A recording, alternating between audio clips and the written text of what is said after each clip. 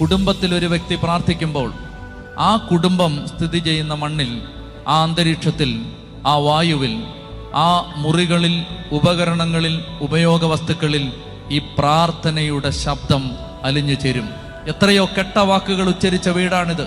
എത്രയോ കെട്ട വാക്കുകളുടെ കെട്ട ഊർജം ഈ വീട്ടിൽ കിടപ്പുണ്ട്. പാപത്തിന്റെ കട്ടിപിടിച്ച് കിടക്കുന്ന കെട്ട സാന്നിധ്യം ഈ വീട്ടിലുണ്ട്. വീട്ടിൽ ഒരു വ്യക്തി ദൈവത്തെ ആരാധിക്കുമ്പോൾ, ദൈവാരാധന വീട്ടിൽ ഉയരുമ്പോൾ, ആ വീട്ടിൽ പ്രാർത്ഥന ചൊല്ലുമ്പോൾ, പ്രാർത്ഥനയുടെ ശബ്ദം അന്തരീക്ഷത്തിൽ നിറഞ്ഞിട്ട് ആ പ്രാർത്ഥനയുടെ ശബ്ദം അവിടെ അവശേഷിക്കുന്ന നെഗറ്റീവ് എനർജിയെ നീക്കം ചെയ്യും. അതായത് ഒരു തിന്മ പോകണമെങ്കിൽ നന്മ പ്രസരിക്കണം. ഇരുട്ടുള്ള മുറിയിലേക്ക് കയറി എത്ര തവണ നിങ്ങൾ ബന്ധന പ്രാർത്ഥന ചൊല്ലിയാലും ഇരുട്ട് പോവില്ല.